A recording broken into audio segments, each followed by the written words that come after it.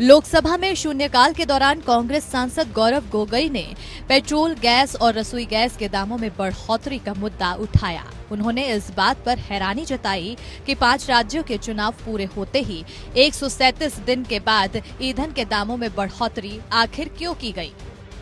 One last month since the beginning of the conflict, since the beginning of the Russian troops being on the border, to the beginning of the bombardment, to the Ukrainian refugees fleeing to different parts of Europe, that time you did not increase the prices. Why now? Just because elections are over. That's how you repay the people who put their faith on you. I congratulate you on your stupendous victory. But that doesn't mean that you take people's vote for granted.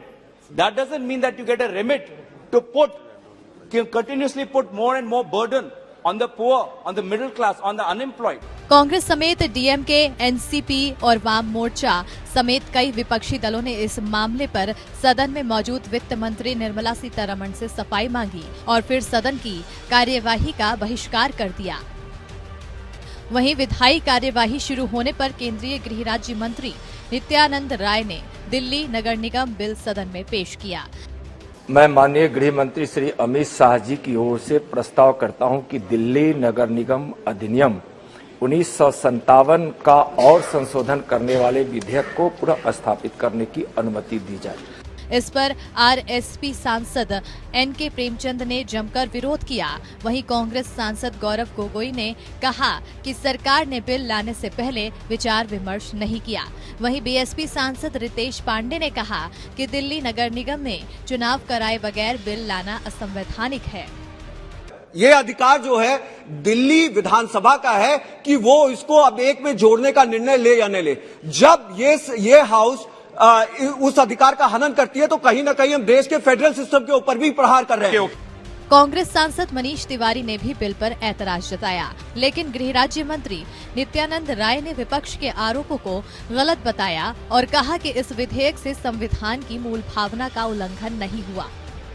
मैं यह स्पष्ट कहना चाहता हूं कि कहीं से भी यह भारत के संविधान की मूल भावनाओं का उल्लंघन नहीं है और नहीं किसी फेडरल स्टेट के अधिकार का अतिक्रमण है। अनुच्छेद 239 क के अनुसार राष्ट्रीय राजधानी दिल्ली की विधानसभा द्वारा बनाए गए किसी भी कानून को संशोधित करने, उसका स्वरूप बदलने या उसका निरसन करने के लिए सक्षम है यह सदन।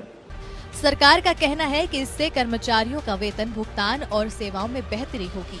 वहीं राज्यसभा में बीजेपी सांसद रूपा गांगुली ने पश्चिम बंगाल के वीरभूम में हुई हिंसा का मुद्दा उठाया। रूपा गांगुली ने सदन को बताया कि पिछले 7 दिन में 26 राजनीतिक हत्याएं हुई हैं। रूपा गांगुली पश्चिम बंगाल में कानून व्यवस्था के हालात का जिक्र कर फूट कर रोने लगी। वहाँ एक करके लोग भाग रहे हैं सर, वहाँ जगह से लोग भाग रहे हैं, बच्चे मुंह नहीं खोल देते सर। वहाँ पे लोग जीने लायक नहीं रह गए हैं। पश्चिम बंगाल भारत का अंग है सर। हमें रूपा गांगुली को प्रेसिडेंट रूल चाहिए। हमें जीने का हक है। कोई अपराध नहीं है कि हम पश्चिम बंगाल में जन्म लिए हैं। ये अपराध नहीं हो सकता सर। रूपा गांगुली के वक्तव्य के बाद राज्यसभा में हंगामा खेज माहौल बन गया। डिप्टी स्पीकर ने रूपा गांगुली से खुद को संभालने को कहा। इसके बाद सदन की कार्यवाही कुछ देर के लिए स्थगित करनी पड़ी।